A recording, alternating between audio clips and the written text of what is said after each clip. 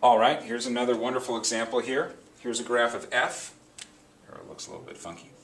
Okay, that's a graph of f, and from that, I want to sketch the graph of f prime. Okay, so I'm going to make a little axis for this graph of f prime right here. So this will be the graph of f prime over here.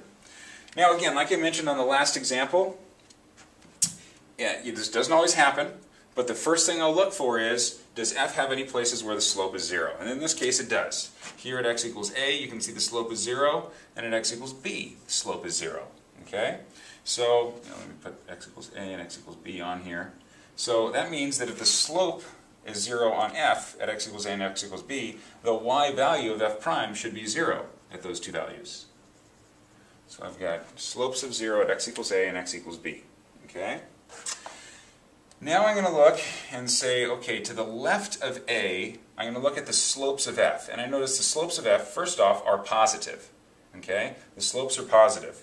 And they start out steeper and kind of get flatter as it gets closer and closer to a. So the values of the slope start off larger, maybe 10, whatever. And as it gets closer to a, they decrease in values from maybe a slope of 10 to a slope of 5 to a slope of 1. So the y values of f should start out, when I'm talking about the left of a, as larger values. As it gets closer to a, they should decrease in value. Okay?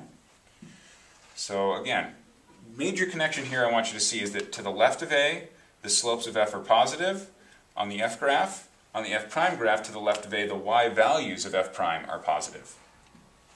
In between a and b, I notice that the slope is negative. Okay, the slopes are negative between a and b. And, this is kind of simpler. I mean, I have to start here and finish here when I'm going from a to b. Okay? And I'm going to, I want, between a and b, I want the y values of f prime to be negative, since the slopes of f are negative between a and b. So I'm just going to draw something kind of looking like this. Starts here and finishes here, and all values in between are negative. Okay? And then to the right-hand side of b, I notice again that the slopes of f are positive. So therefore the y values of f prime should be positive. Okay? So there's just a basic sketch of f prime. I'm not talking about something ridiculously accurate, just basic. Okay? And the keys that we have to notice is wherever f has a positive slope, so you can see from negative infinity up to a, and from b to infinity, f prime should have positive y values above the x-axis, which you can see happens right here.